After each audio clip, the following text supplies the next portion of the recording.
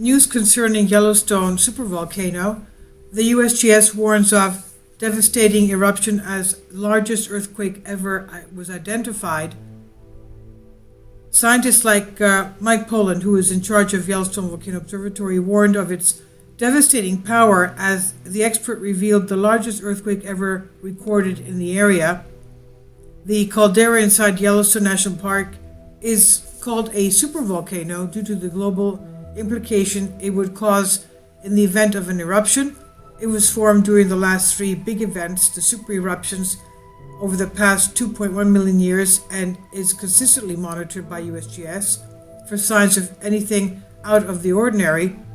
And the scientist in charge of Yellowstone Volcano Observatory is Dr. Mike Poland, and he explained the sobering power of the volcano during the USGS new video, the Yellowstone Volcano Observatory Overview, Monitoring Hazards and Noteworthy Results.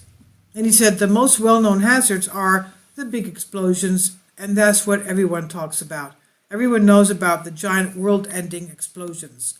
Now, we know that there are 20 some odd supervolcanoes around the Earth, and Yellowstone is supposed to be the second biggest.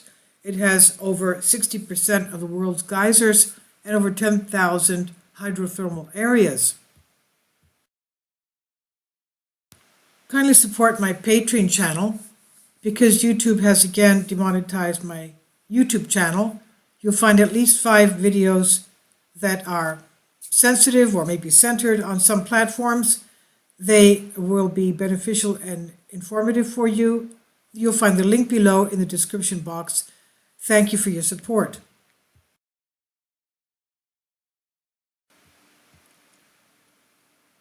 Now, there was one that happened 2.1 million years ago, the super eruption, a smaller one 1.3 million years ago, and another super eruption 631,000 years ago that formed the caldera within the park. And now, if that size of a thing, of an eruption happened today, it would be very devastating to the central part of the U.S. Dr. Poland explained how researchers probed the impact such an event would have, but said it was unlikely to happen anytime soon. And he explains we've done simulations on how ash would fall, and it would blanket much of the United States. This is probably what happened when the caldera first formed 631,000 years ago, he says. But the chances of this sort of thing happening are very remote. They occur once or twice every million years. The interval between these things, he says, there's over 700,000 years between these events. And what happens more often is that lava flows. Not every eruption at Yellowstone is a full-scale catastrophe. Non-explosive eruptions of lava and less violent events have occurred in and near the caldera since the last super eruption. The most recent lava flow occurred about 70,000 years ago. There's been 80 eruptions since then.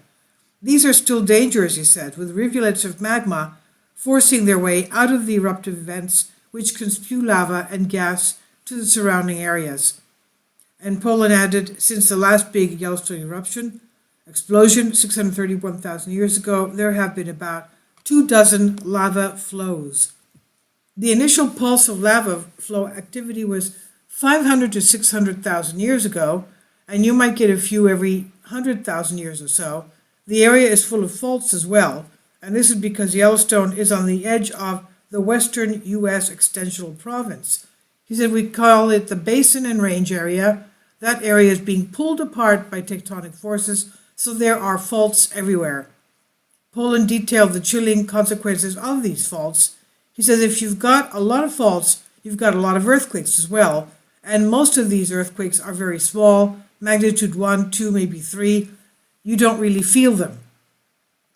But Yellowstone, because it's such an active tectonic area, can also generate some very large earthquakes. The largest earthquake ever recorded happened near Hebgen Lake in August 17, 1959. It was a magnitude 7.3 and it caused quite a bit of damage, he said.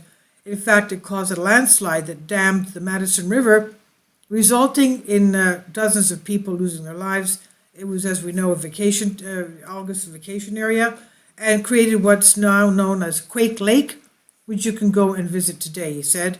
Tectonic earthquakes are among the most powerful natural phenomenon on the planet and have long been thought to trigger volcanic eruptions. That's what happened with Etna. It's still erupting, and of course they had a 3.7 magnitude earthquake, and then they had the eruption. But Etna has been erupting now for 2,700 years. And that's not a supervolcano, but still there's a lot of volcanoes there in Sicily. Now here, concerning Yellowstone and the supervolcano, he says, in these hotspots, eruptions and earthquakes are often taking place at roughly the same time, but scientists say you cannot assume there is a connection. Now, volcanologist Janine Krippner told National Geographic in 2019. So this is on Express UK by Callum Hoare. Please leave your comments and thank you for your support.